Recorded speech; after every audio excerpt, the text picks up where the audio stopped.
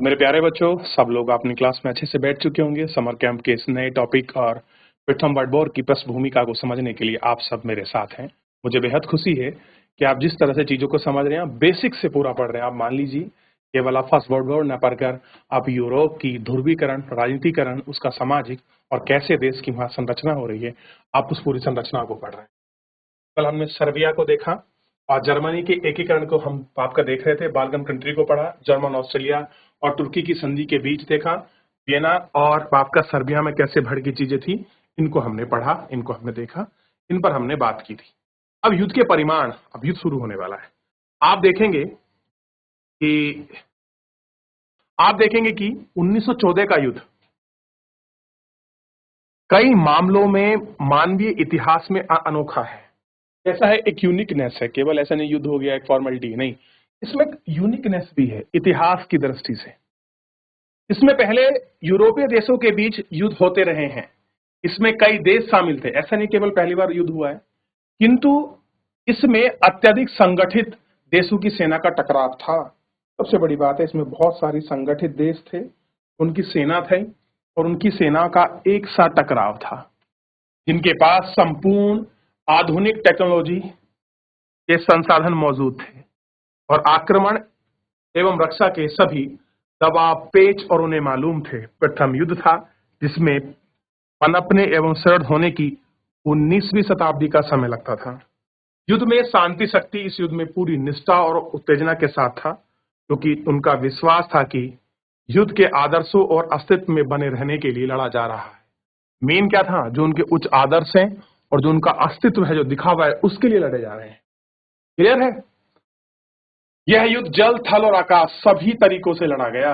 ध्यान देखना, तो केवल एक जगह से नहीं, जल, थल और आकाश तीनों जगह से लड़ा गया। युद्ध में नए आर्थिक संसाधन, यहां तक कि मनोवैज्ञानिक युद्ध नीति का भी उपयोग किया गया, क्योंकि युद्ध में शामिल देशों का विश्वास था कि युद्ध जन युद्ध था। कैसा था? लोगों का युद्ध था। यह जन युद्ध सामूहिक और बीच का युद्ध न था, केवल सेनाओं और जनमत के बीच का ही था। युद्ध ऐसी स्थिति में पहुंच गया जहां नेताओं और नेताओं के लिए बहुत मुश्किल हो गया। वे इसके भविष्य पर नियंत्रण रखते थे। स्वाभाविक ही था कि युद्ध के दूरगामी परिमाण होते हैं। कह रहे, जो युद्ध होता है उसका कोई एक दिन में परिमाण नहीं निकलता, वो काफी दूरगामी होता है।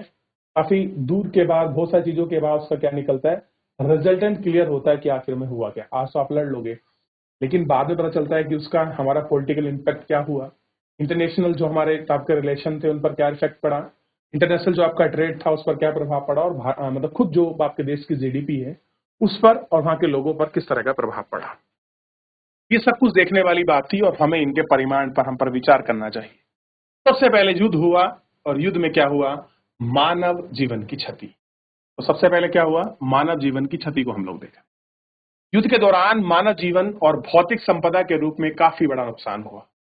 लाखों जाने गई। सबसे अधिक नुकसान रूस का हुआ और वह मरने वालों की संख्या 20 लाख तक पहुंच गई। तो सबसे बड़ा मंजर अगर किसी ने झेला है दुख, मतलब ह्यूमन लॉस का, मानव क्षति का, तो वो रूस ने 20 lakh is a big amount number, बहुत बड़ा नंबर है 20 लाख। मैं तो ये कहता हूं 20 नंबर भी बहुत बड़ा होता है। जब किसी के जन की हानि का नंबर आता है तो 20 नंबर भी बहुत बड़ा है, और ये तो 20 लाख की जनसंख्या थी। इसी प्रकार जर्मनी के भी लगभग 20 लाख लोग मारे गए। तो जर्मनी के भी कितने लोग थे आपका, और रूस के भी 20 लाख लोग मारे गए। फ्रांस और उसके उपनिवेश, क्योंकि फ्रांस में भी कोलिज्म था, फ्रांस भी था और फ्रांस ने भी कुछ देश अपने कब्जा रखे थे, वो उनके कोलिज्म में मिलाकर लगभग 13 लाख लोग के आसपास मारे गए। कुछ ऐसी स्थिति ऑस्ट्रिया में भी रही। ब्रिटेन के लगभग 10 लाख लोगों ने जान गंवाई। और ब्रिटेन को तो आपको पता है कि ब्रिटेन में भारत की तरफ से भी लोग लड़ने गए थे फर्स्ट वर्ल्ड वॉर को, और यही था जब महात्मा गांधी ने कहा था कि आप लोगों को भर्ती हो जाना चाहिए। कुल मिलाकर 1.5 करोड़ लोगों ने अपनी जान गंवाई। तो इस युद्ध में कौन लड़ा, लगभग 1.5 करोड़ लोग इस युद्ध में हाथ धोना पड़ा, लोगों की जान गंवाई। इसमें अधिकतर 40 वर्ग से कम आयु के थे, यानी कि अगर आप ऑन एवरेज निकालो तो 40 वर्ष से कम आयु के लोग थे जिनकी मृत्यु हुई। इस संख्या का के समान दुगने घायल हुए, लगभग 3 करोड़ के आसपास आदमी घायल हुए। 1914-1917 के बीच हर मीट फ्रांसीसी गांव जान गंवाने में निश्चित रूप से मारे गए यूरोपीय युद्ध को नहीं देखती। इन्हीं में बड़ी संख्या में मानव जीवन को आपका नुकसान हो। सबसे बड़ी समस्या क्या हुई? जो मानव जीवन है उसको नुकसान हो। लिंग और आयु दोनों स्तर पर जनसंख्या की संरचना पर बुरे प्रभाव पड़ा, क्योंकि आप देखते हैं जो भी डिफेंस में भर्ती होते हैं वो सब यंग रहते हैं। 1.5 करोड़ यंग मारे गए, 1.5 करोड़ लोग घायल हो गए। बचे कौन? बच्चे और बुजुर्ग और महिलाओं का भी जान का नुकसान कम हुआ। इसी प्रकार 1911 में ब्रिटेन में 1000 प्रति पुरुष पर 1067 महिलाएं थी, यानी कि महिलाओं की संख्या ज्यादा हो गई। 1921 में पुरुष पर 1193 महिला हो गई। परिवर्तन के कारण समाज का विभाजन इस प्रकार समस्याओं से उभरकर स्वाभाविक ही था। कैसा था? वो सब उभरना, वो भावाव, वो सब आपका स्वाभाविक। क्लियर है? ये आप इसको देखें।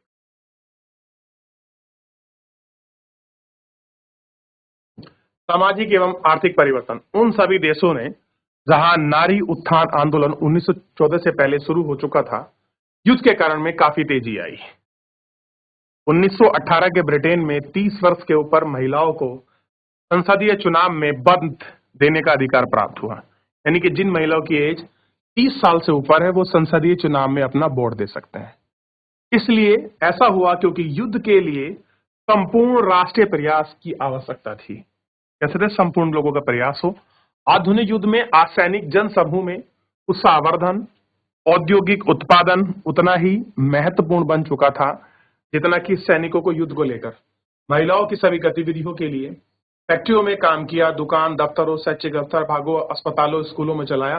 पुरुषों के साथ कंधे से कंधा मिलकर काम किया, उनके समक्ष बराबरी का दावा पेश किया, उनसे मिले उद्योग और व्यवसाय का काम शुरू किया, क्योंकि परंपरागत तरीके से समाप्त कर दिया। युद्ध क्षेत्र की बराबरी और सहयोग, वर्ग अंदर और धन के बीच ये काफी हद तक कमजोर पड़ गया।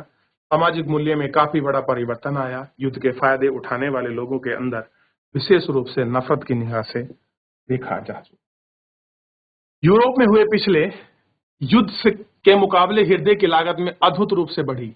नेपाल के साथ 20 वर्ष युद्ध के ब्रिटेन के ऋण की बढ़ोतरी हुई, जबकि 1914 में 1918 के बीच ऋण 12 गुना हो गया। ऐसा अनुमान है कि युद्ध के देश लगभग 1860 खरब का डॉलर का नुकसान हुआ। इतनी बड़ी धनराशि ध्वंसकारी कार्य में लगाने से निश्चित रूप से मानवीय कार्यों में, चाहे पर शिक्षा हो या अथवा स्वास्थ्य का कोई अन्य कार्य, काफी बड़ा नुकसान हुआ। अब जो पैसा हम लोग हेल्थ में और एजुकेशन में खर्च कर सकते थे वो लोगों ने कहाँ लगाया? युद्ध में। इसलिए कहते हैं युद्ध का नाम लेना बड़ा आसान है, लड़ा भी जा सकता है, लेकिन युद्ध के बाद जो क्षतिपूर्ति, जो देश पीछे जाता है वो नहीं सोच सकते, क्योंकि धन इन कार्यों से भी लगाया जा सकता है। युद्ध से पूर्व विश्व को सबसे बड़ा देने वाला प्रयास किया गया और ये आर्थिक उथल पुथल के में सबसे अधिक चिंताजनक आपका परिमाण था। युद्ध के यूरोप और औद्योगिक प्रभुसत्ता समाप्त कर दी गई। 4 वर्ष के बाद जब यूरोप ने इस झटके से उभरकर इस देश के साथ हाथ डाला, बाकी देशों को स्वयं काफी पीछे पाया। अमेरिका ने निर्यात में काफी प्रगति की। दक्षिण अमेरिका और भारत में काफी स्थानीय उद्योग बन गए। जापान में पकड़कर व्यापार में प्रवेश किया। चीनी भारत में दक्षिणी अमेरिका के बाजार माल को भर दिया। अंतर्राष्ट्रीय व्यापार का नक्शा एकदम बदल गया। यूरोपीय नेताओं ने सामान्य स्थिति को बनाने के लिए आह्वान किया, जिसका अर्थ था 1913 में विश्व की स्थिति को जानना था, उनके विचारों में नहीं आया। आधुनिक युद्ध एक प्रकार की क्रांति थी जो 1913 का विश्व इतिहास का उसी प्रकार से हिस्सा बनाया जिस प्रकार से हैम्बर्सबर्ग और रोमानी साम्राज्य इतिहास के हिस्से थे। जैसा कि हम जान चुके हैं, युद्ध के बाद काफी आर्थिक नारे और यूरोपीय विश्वास के पहले ही स्तर आपके संबंध है पुनर्निर्मित और आपका ऋणों की भुगतान के लिए सोने के स्तर पर पूर्ववत बनाए रखा। तो चीजें कैसी रही? बनाने का वही प्रयास किया कि भाई जैसे जो है आपका वैसे ही चलता रहे, ये हमारा प्रयास रहना चाहिए। स्थिति ठीक रहे, उनको सही और सुलभ बनाए, हमारा प्रयास बिल्कुल इस तरीके से आपका चाहिए। क्लियर है? ऐसा ध्यान दिया गया। ध्यान आएगा? आगे बढ़े। युद्ध के बाद के दौर। बाल्कन में राष्ट्रों की जड़ें इतनी मजबूत हो चुकी थी कि वे एक संतुलित राष्ट्रीय अर्थव्यवस्था को स्तर पर रखने में किसी भी साधन के विरुद्ध हिंसात्मक रुख अपना रहे थे। यानी कि हमारी राष्ट्रीय अर्थव्यवस्था को बनना चाहिए, चाहे हमको कुछ भी करना पड़े। वो उस रुख तक पहुंच चुके थे।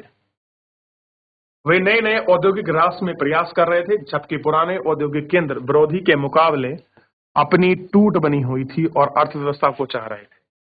फ्रांस को अल्सेस और लारेन उनके साथ बने रहे। 15 वर्षों तक सारा कोयले खदानों पर संपूर्ण रूप से प्राप्त कर लेना आर्थिक पुनर्निर्माण में काफी सहायता मिली, क्योंकि अगर आपने एक रिसोर्सेज आपके हाथ में आ जाए, कुछ अलग ही है। इसके लिए कुछ ऐसी क्रियाएं थी जो केवल जर्मन द्वारा ही क्षतिपूर्ण करने पर नहीं सुलझती थी। उदाहरण के लिए बेल्जियम का संपूर्ण रेल मार्ग 2400 किलोमीटर लंबी रेल पटरी पर ध्वस्त, बर्बाद और अंत में 20 लोकोमोटिव देश से बना रहा। इसकी 91 स्टील मिल आधी से अधिक बिल्कुल तबाह हो गई थी, तेज बुरी तरह से प्रभावित हो गई थी। दरअसल इसका नुकसान प्रत्येक राष्ट्र को हुआ। पुनर्निर्माण का आरंभिक चरण वास्तव में काफी दुखदार था, क्योंकि अपना सैनिक के लिए उपलब्ध कर पाना बेहतर था और अपने इनको उद्योग सामान्य गति को सरल करना था। ये इन सब चीजों को आपको देखना आई समझ में। तो इन सब चीजों के आधार पर, इन सब चीजों के बेस पर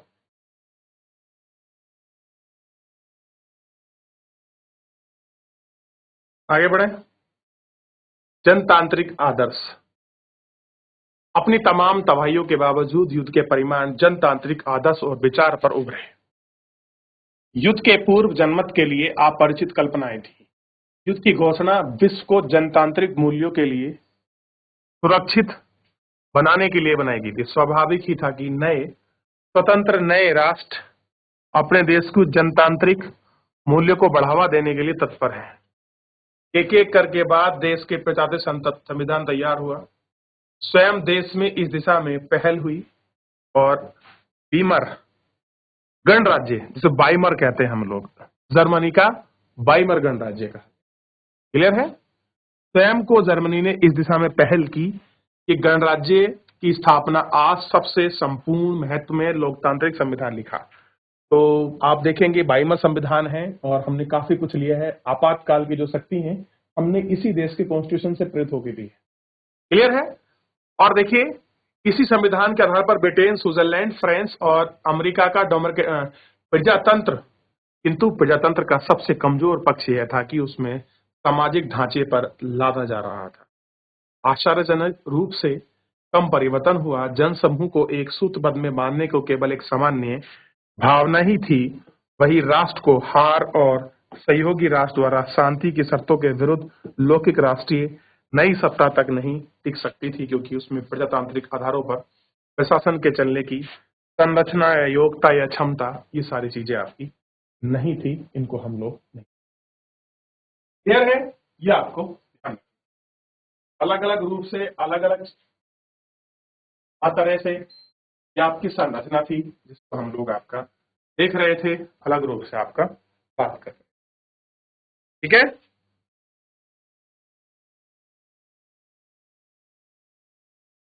चलिए, इस प्रकार अन्य यूरोपीय राष्ट्रों में जहां प्रजातंत्र की नींव पड़ी, अपने अधूरे स्वरूप के कारण उनकी स्थिति में डावाडोल रही। डावाडोल मतलब कुछ ठीक बैलेंस नहीं बना पाए। युद्ध के बाद थोड़े समय के लिए पूरे यूरोप में प्रजातंत्र मूल्य फैले। युद्ध के पूरे विश्व को इस भावना के ओतप्रोत किया गया, किंतु शीघ्र ही ऐसा महसूस किया गया कि संसदीय प्रणाली सरकारों ने निश्चित राजनीतिक मूल्य पर राष्ट्रों को थोप रही है, जिन्हें स्वराज का थोड़ा सा भी ज्ञान ही था, कुछ बिल्कुल नहीं था। युद्ध के कारण उभरी राष्ट्र भावना का चरम सीमा पर पहुंचना उनका प्रयोग के लिए उत्तरदायी था। पश्चिम का समाज सामाजिक एवं आर्थिक जीवन में अभी भी इतना अधिक प्रगति नहीं कर सकता था, जिसके कारण प्रगति में कठिनाइयां हो रही थी। यूरोपीय शक्ति के लिए उपनिवेश, स्वराज और स्वतंत्रता प्राप्ति करने की भावना पर जोर पकड़ रहा था। ऐसा है, वो सब उन चीजों की भावना पर पकड़ने के लिए जोर पकड़ रहा है। आई समझ में? 1919 का पेरिस सम्मेलन कैसा है? 1919 का पेरिस सम्मेलन। 1815 में वियना कांग्रेस की अपेक्षा 1919 में पेरिस सम्मेलन का स्वरूप अधिक प्रतिनिधि का बोधक था। ये बड़ा सही था। 1919 का पेरिस सम्मेलन एक राजाओं की जगह अधिकतर देशों के प्रधानमंत्री एवं विदेश मंत्री ने अपने देश का प्रतिनिधित्व कर रहे थे। ये बड़ी अच्छी बात है। जहां राजा करते थे उन जगह देश के जो आपके प्रधानमंत्री और जो विदेश मंत्री थे, फॉरेन मिनिस्टर थे, वो लोग कर रहे थे। केवल राष्ट्रपति वुडरॉन विल्सन और किंग एडवर्ड इसके अपवाद थे। कुल 32 राष्ट्रों ने इस सम्मेलन का प्रतिनिधि का हिस्सा लिया। तो कितने देश थे? 32 कंट्री के जो नेशन के हेड थे वो लोग आपका वियना कांग्रेस में जो ना 1919 में जो आपका पेरिस सम्मेलन हो रहा है उस कॉन्फ्रेंस के लिए आए। सम्मेलन में जो कुछ भी सफलता अर्जित की उसमें समय, स्थिति, प्रतिनिधि, घटक, संख्या, संगठन, सम्मेलन की कार्यवाही के आदि महत्वपूर्ण भूमिका थी। कैसे थी उसकी इंपॉर्टेंस आपका रोल प्लेगा। क्लियर है? यहां ध्यान दें। जहां तक समय का प्रश्न था, यह सम्मेलन जर्मनी के साथ युद्ध विराम के समझौते करने के लिए 9 हफ्ते बाद रखा गया। ऐसा करते हुए अमेरिका और ब्रिटेन का आंतरिक राजनीतिक स्थिति पर भी ध्यान रखी गई। राष्ट्रीय विल्सन ने स्वयं सम्मेलन का हिस्से में निश्चित किया और दिसंबर में उसने कांग्रेस को राष्ट्रीय संघर्ष संदेश पारित करने तक सम्मेलन नहीं किया। यह आपका लॉर्ड जॉर्ज सम्मेलन में पूर्व चुनाव करवाने चाह हेतु दिसंबर में पूरे हुए। विजय का उल्लास यानी कि कैसर को फांसी दो, जर्मन क्षतिपूर्ण करो, वीरों की मातृभूमि जैसे नारे उठे। चुनाव परिणाम से हाउस ऑफ कॉमन के स्वरूप में भारी परिवर्तन आया। संसद में ऐसी कठोर मुद्दों वाले लोगों का प्रवेश हुआ जिन्होंने युद्ध में महत्वपूर्ण कार्य किए थे। चुनाव के समय देखते देखते परिणाम आश्चर्यजनक न रहा। चीजें बदल रही हैं, अब ब्रिटेन में चुनाव होने जा रहा है। तो कोई व्यवस्था आपका नया बदलाव ला सकती है, नई चीजों की, नई उम्मीद की किरण को आपके सामने ला सकती है। बदलाव कैसा है ये भी देखना हमारे लिए बहुत ज्यादा जरूरी है।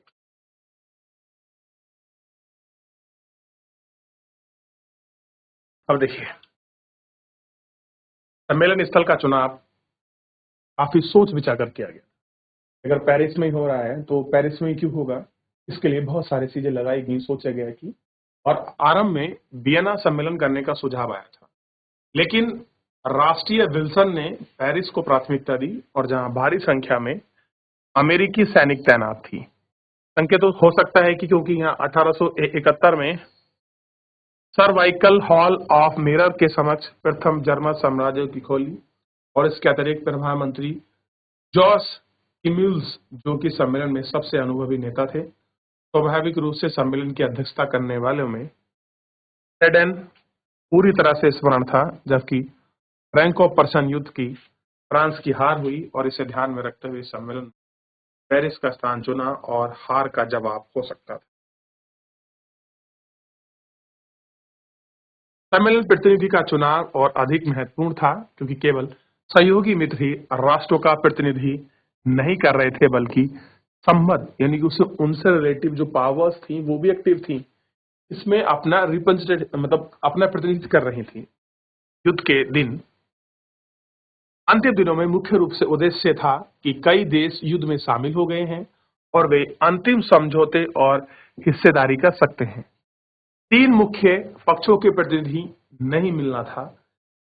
गैर संबद्ध शक्तियां जो रूसी जो कि अभी गृह युद्ध एवं हस्तक्षेप के युद्ध का सामना कर रहे थे, भूतपूर्व आपका जर्मनी, ऑस्ट्रिया, हंगरी, बुल्गारिया और तुर्की, इन शक्तियों की अनुपस्थिति भविष्य के परिशक्ति की दृष्टि से महत्वपूर्ण थी। विशेष रूप से जर्मनी कह रहे जो विशेष रूप से क्या थी, जो आपका जर्मन था, तो जर्मन की पावर को भी हम लोग देख रहे थे। क्या देख रहे थे? जर्मन की जो पावर है उसको हम लोग देख रहे थे।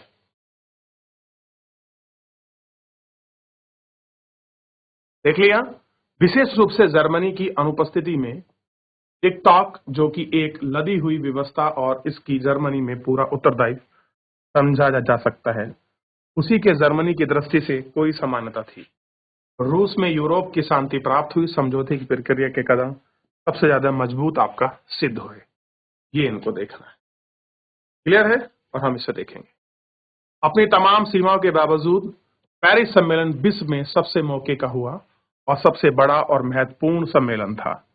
सम्मेलन में 32 प्रतिनिधि मंडल शामिल थे, जो कि विश्व की 3/4 जनसंख्या का प्रतिनिधित्व कर रहे थे। किंतु स्वयं भी बड़ी शक्तियों के बीच युद्ध था। इसी मौके पर सारा नियंत्रण 10 लोगों की एक समिति के हाथ में था। समिति में 5 बड़े राष्ट्र, America, Britain, France, Italy, Japan के 2-2 सदस्य शामिल थे। शीघ्र ही जापान के कार्यकर्ताओं ने रुचि लेना बंद कर दिया, अलग थलग रह गए। अप्रैल 1919 के अंत तक इटली ने भी हाथ खींच लिया। अंत में 3 बड़े राष्ट्र सारी कार्रवाई चलते रहे। जैसा कि आप जानते हैं कि 3 बड़े राष्ट्र का प्रतिनिधित्व अमेरिका, विल्सन फ्रांसीसी मित्र फिल्मिले एवं ब्रिटेन के प्रधानमंत्री लॉर्ड जॉर्ज कर रहे थे। जैसा कि पहले बताया जा चुका है, इस सम्मेलन के अंत में 2 विरोधी हित वाले व्यक्ति के बीच समझौता था। विल्सन आदर्शवादी था और वे प्रजातंत्र और लीग ऑफ नेशनल लीग के प्रति कटिबद्ध थे। दूसरी ओर क्लेमेंसन पुरानी परंपराओं में यथार्थवादी थे। जर्मन, जो कि फ्रांस की सुरक्षा का प्रश्नवाचक चिन्ह लगा रहा था, इन भावनाओं पर अति ओतप्रोत था। ऐसा था, वो अति ओतप्रोत के रूप में सामने उभरा और अति ओतप्रोत के रूप में दिखाई। तो संख्या और चीजें बड़ी अलग अलग रूप में थी, तो बड़े बड़े अलग मानक के रूप में चीजें आप पूरी देख चुके हैं। किस किस प्रकार से सब सारी चीजों को, शांति समझौता और एक राष्ट्र की भावना को और एक साथ विश्व विकास कर रहे यूरोपीय शक्तियों को समाहित करते हुए इन सबको आगे बढ़ाने का प्रयास किया जा रहा है।